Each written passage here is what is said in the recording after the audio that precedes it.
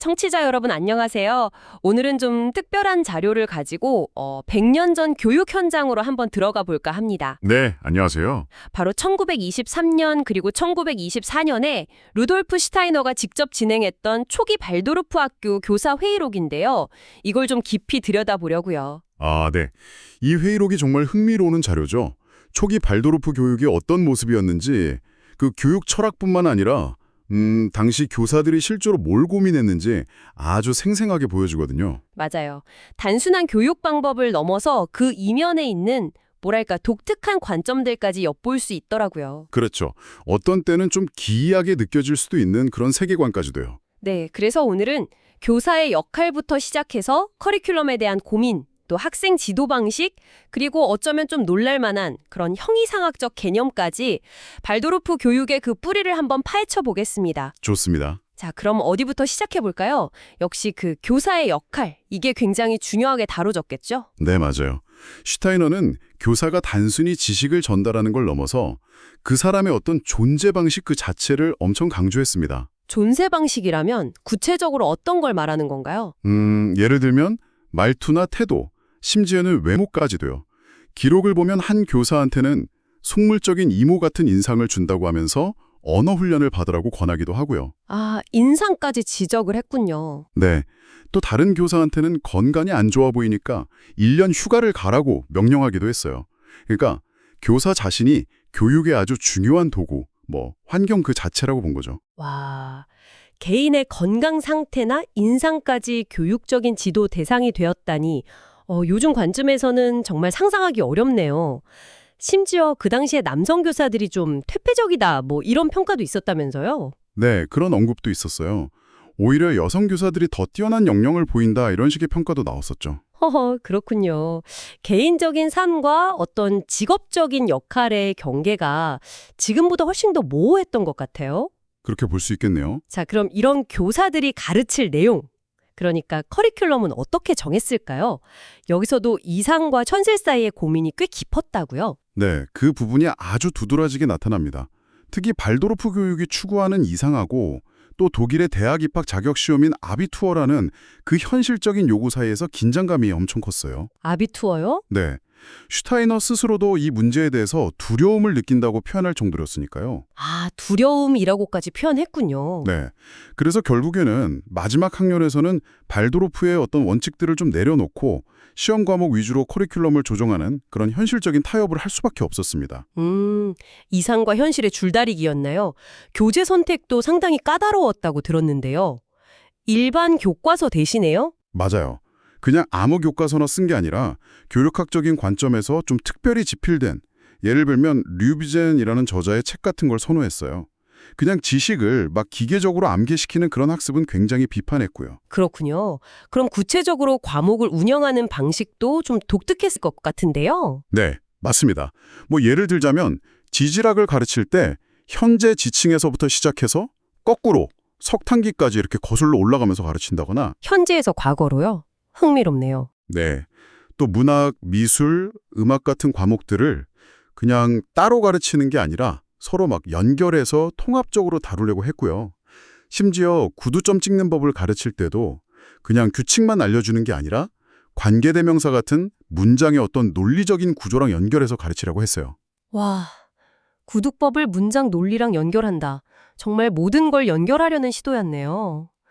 근데 발도르프 하면 또 그 전인적인 접근? 이걸 빼놓을 수 없잖아요. 회의록에 보면 이 부분에서 더 놀라운 내용들이 나온다고요. 특히 그 왼손잡이에 대한 시각이 좀 많이 독특하던데요?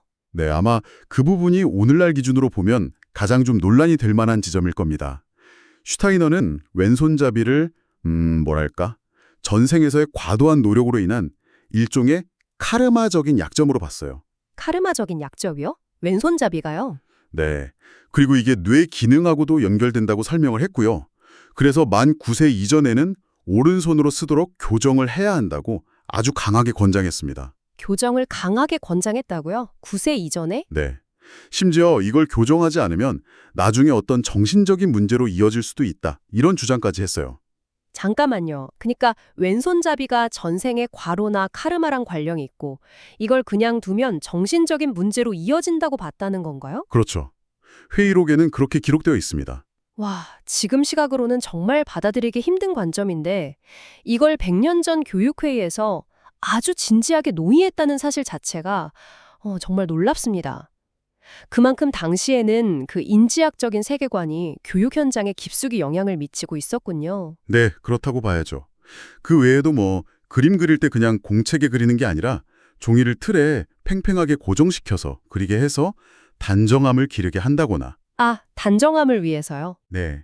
또 특정 질병, 예를 들면 결핵 같은 경우에 대한 어떤 식이요법이나 레몬즙 찜질 같은 걸 언급하기도 하고요.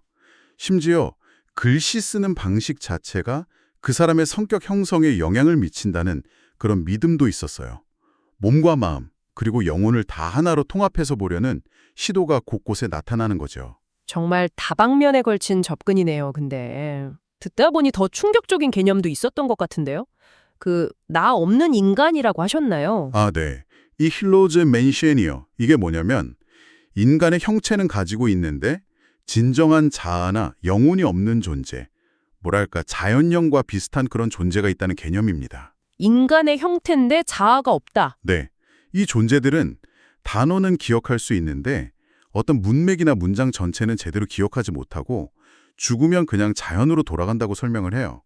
슈타이너 자신도 이 개념이 사회적으로 좀 오해를 사거나 차별을 낳을 수 있다고 우려해서 공개적으로 이야기하는 걸 굉장히 조심스러워했습니다. 와, 인간이지만 나가 없다니. 정말 SF 영화 같은 설정이 교육 회의록에 등장한다는 게 믿기 어려울 정도네요. 심지어 대륙이 별자리의 힘으로 떠받쳐져 있다, 이런 설명과 함께 스케치도 있었다면서요. 네, 맞아요. 그런 부분도 회의록에 남아 있습니다. 슈타이너의 어떤 독특한 우주관을 엿볼 수 있는 대목이죠. 정말 상상을 초월하는 내용들이 많네요. 이런 거대한 관념들 말고 실제 교실에서 부딪히는 어려움들, 그러니까 아이들 문제에 대한 논의도 당연히 있었겠죠. 물론입니다. 아이들의 산만함이라든가 특정 행동에 계속 집착하는 모습, 또 아이들끼리 파벌을 형성하는 문제 같은 것들에 대해서도 아주 구체적으로 논의가 오갔습니다. 어떻게 접근했나요? 그런 문제들에 대해서는? 접근 방식이 좀 흥미로운데요. 학생의 어떤 인격 전체를 문제 삼기보다는 그 문제 행동 자체에 초점을 맞추려고 했어요.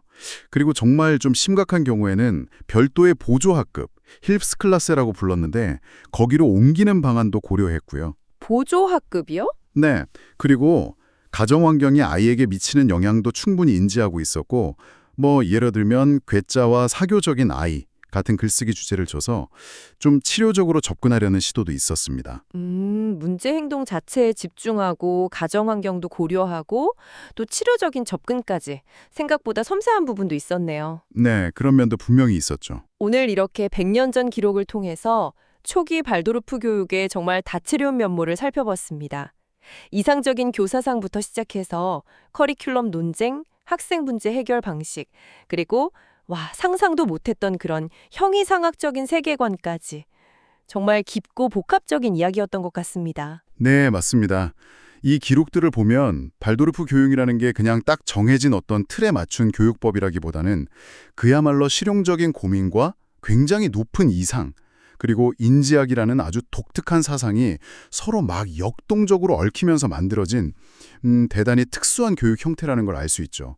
그 복합성 자체가 중요한 특징이라고 할 수 있겠습니다. 네. 자, 마지막으로 청취자 여러분께 이런 질문을 한번 던져보고 싶습니다. 오늘 이야기 나눈 내용 중에 나 없는 인간이라든지 카르마가 신체적인 특징, 왼손잡이 같은 것에 영향을 미친다는 등의 사실 오늘날에는 받아들이기 어려운 슈타이너의 관점들이 있잖아요. 그렇죠. 이런 것들이 공식적으로는 더 이상 가르쳐지지 않는다고 하더라도 혹시 발도르프 교육 철학의 어떤 기저에 아주 미묘하게나마 여전히 남아 영향을 주고 있지는 않을까 한 번쯤 생각해 볼 만한 지점이 아닌가 싶습니다.